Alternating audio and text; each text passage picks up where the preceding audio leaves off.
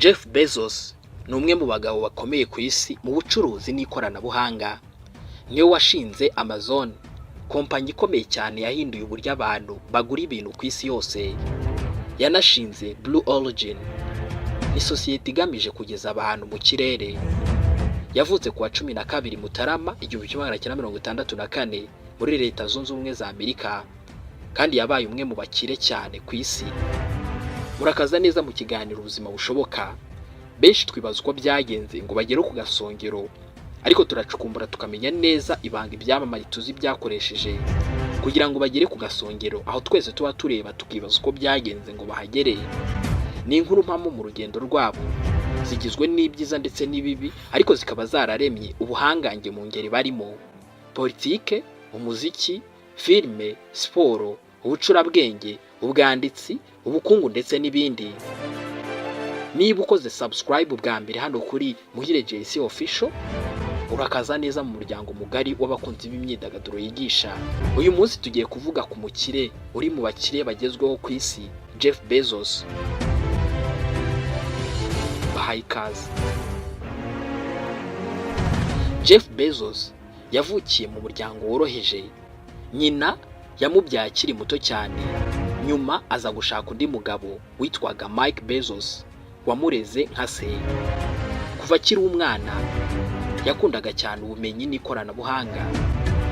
Yahinduraga garage y'iwabo akayigira laboratoire. Yari umwana w'umuhanga cyane ku ishuri.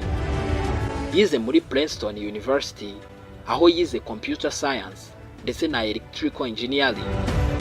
Asoza amasomo ari umwe mu beza cyane kurusha abandi. Nyuma yo kurangiza amashuri, yakoze ku isoko ry'imari Wall Street. Mu 1990 yabaye vice president akiri muto cyane muri kompanyi. Ariko mu 1994 yafashe icyemezo gikomeye cyane. Yaretse akazi ke keza cyane ajya gutangiza ubucuruzi kuri internet. Icyo gihe benshi babonaga ari risk ikomeye, ariko we yabonaga ejo hazaza. Mu 1995 Jeff Bezos yatangije Amazon, atangirira mu igaraje ry'iwabo.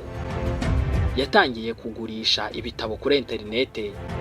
Mu minsi 30 gusa yari amaze kugurisha ku isi hose. Business ye yakuze vuba cyane kurusha uko yabitekerezaga. Nyuma yongeyeho kugurisha ibikoresho bya electronique, imyenda ndetse n'ibindi. Yashyizeho serivisi nka Amazon Prime, Alexa ndetse na AWS. Uyu munsi Amazon ni imwe mu masosiyete afite agaciro kanini cyane ku isi. Mu bindi bikorwa bikomeye cyane Jeff Bezos azwiho ni space, ibijyanye n'ikirere.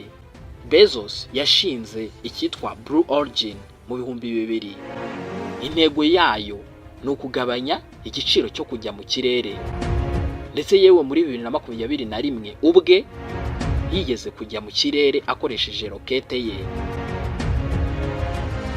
Si iby'ikirere gusa, ahubwo n'itangazamakuru aririmo. Muri 2013 yaguze ikinyamakuru gikomeye cyane, The Washington Post.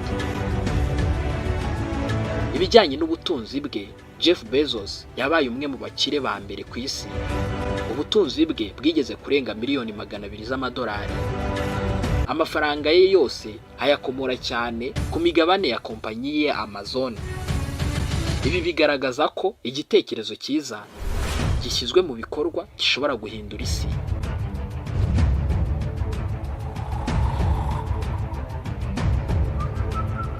Uretse ubucuruzi, Jeff Bezos yashinze imishinga ifasha abantu.